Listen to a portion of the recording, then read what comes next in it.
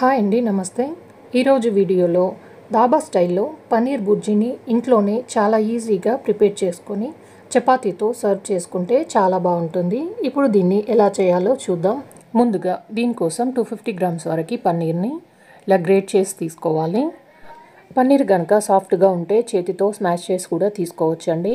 కానీ పన్నీర్ని ఇలా గ్రేట్ చేయడం వల్ల మనం కర్రీ చేసేటప్పుడు పన్నీర్ మొత్తం మెత్తగా కాకుండా ఇలా ముక్కలాగానే ఉండిపోతుందండి. ఇప్పుడు దీన్ని తీసి పక్కన పెట్టుకొని ఉండనివ్వాలి.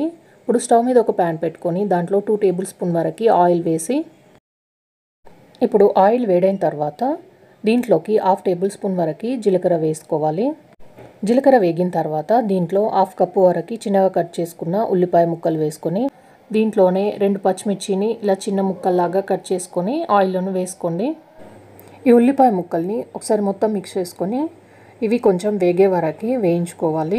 ఈ ఉల్లిపాయ ముక్కలు మరీ ఎక్కువగా వేగనవసరం లేదు. ఉల్లిపాయ ముక్కలు కొద్దిగా వేగిన తర్వాత 1/2 టేబుల్ స్పూన్ వరకు అల్లం వెల్లుల్లి పేస్ట్ వేసి పచ్చివాసన పోయే వరకు వేయించుకోవాలి. అల్లం వెల్లుల్లి పేస్ట్ పచ్చివాసన పోయిన తర్వాత ఇప్పుడు ఇందులోకి 2 పెద్ద టమాటాలని ఇలా చిన్న ముక్కల్లాగా కట్ చేసుకొని దీంట్లోకి వేసి మొత్తం ఒకసారి కలుపుకొని టమాటా ముక్కలు మెత్తగా ఉడికే వరకు ఉడికించుకోవాలి. ఇప్పుడు టమాటా ముక్కలు మెత్తగా ఉడికిన తర్వాత 1/2 టేబుల్ స్పూన్ వరకు ఉప్పు, రుచికి సరిపడా ఉప్పు వేసుకోండి.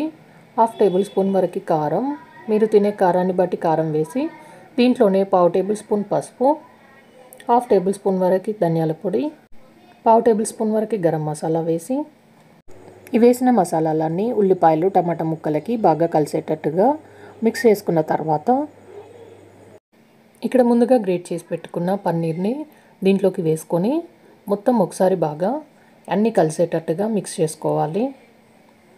ఈ పన్నీర్కి మసాలా మొత్తం పట్టిన తర్వాత ఇలా మొత్తం కలుపుకొని ఇప్పుడు దీన్ని ఒక 2 మినిట్స్ వరకు మంటను లో ఫ్లేమ్లో పెట్టి ఉడికించుకోవాలి.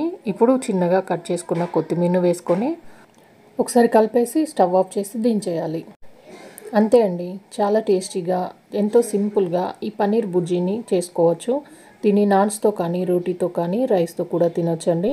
దీన్ని తప్పకుండా ట్రై చేయండి. ఈ వీడియోకి లైక్ చేయండి, షేర్ చేయండి, సబ్స్క్రైబ్ చేయండి.